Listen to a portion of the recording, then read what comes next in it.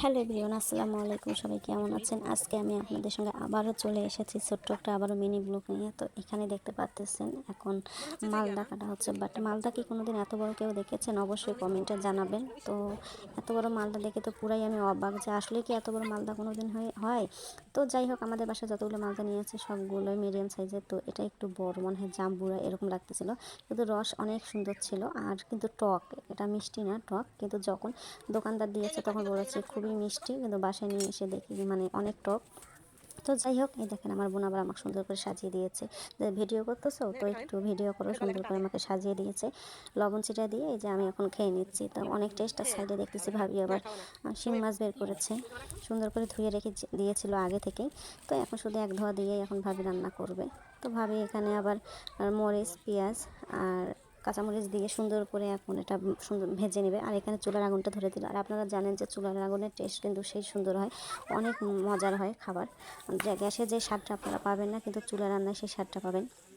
তো যাই হোক, এখানে আবার ভাবি সব ধরনের মশলা দিয়ে এখন শিং মাছটা কষিয়ে নেবে, কারণ এটা আজকে কাঁঠালের বিচি দিয়ে রান্না হবে। কাঁঠালের বিচি এতদিন পর্যন্ত আমরা সংগ্রহ করে রেখে দিয়েছিলাম।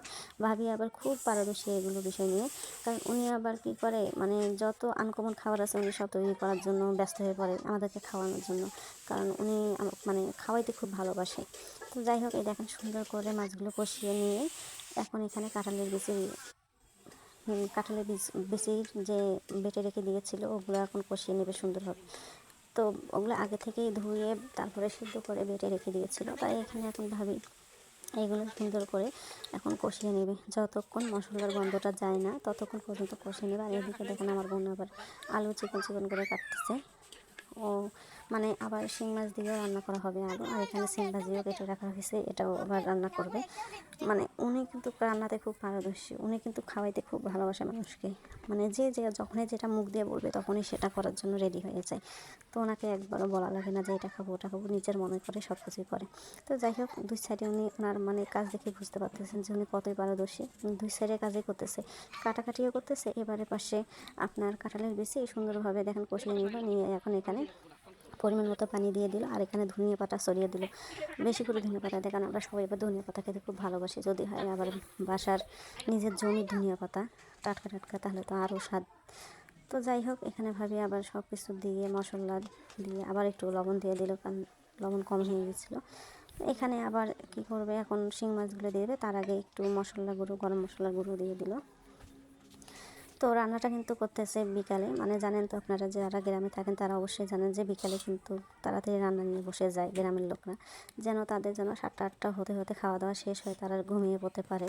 আবার ফজরের নামাজে পরেই তারা উঠে যায়। যারা নামাজ পড়ে তারা নামাজ পড়েই বের হয়ে যায়, যাদের হাঁস মুরগি গরু ছাগল আছে তারা সবগুলো বের করে নিয়ে নেয় নামাজের পরেই। তো যাই হোক, এপাশে ভাবি রান্না কমপ্লিট, ডাল রান্না, কাঁঠালের বিচির ডাল আর শিং মাছ। আর এপাশে আবার শুরু করে দিল আপনার ছিম ভাজি। তো এখানে আবার মরিচ আর পেঁয়াজ সুন্দর করে ভেজে নিচ্ছে। আর ভাবি এটা কিন্তু আমাদের বাসার ছিম, এটা টাটকা টাটকা ছিম ভাবি তুলে নিয়ে এসে এখনই রান্না করতেছে।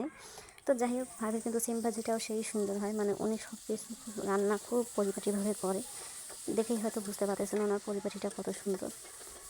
তো উনি সিমগুলো আবার ঢেলে দিল, দিয়ে একটু হালকা একটু কষিয়ে নিয়ে তারপর হালকা পানি দিয়ে দিবে, যেন সিমগুলো যেন মানে নষ্ট না হয়ে যায়, মানে আউলায় না যায়। তো যাই হোক, উনি খুব সুন্দরভাবে রান্না করে, আপনারা হয়তো দেখেই বুঝতে পারছেন। আর ওনার কিন্তু সব রান্নাই অনেক সুন্দর হয়, আর যদি হয় সাথে চুলা রান্না। তো কেমন হয়েছে আমি আপনাদেরকে পুরোপুরি সিম ভাজিটা দেখাইতে পারলাম না, কারণ একটু ব্যস্ততার কারণে আর ভিডিও করা হয়নি।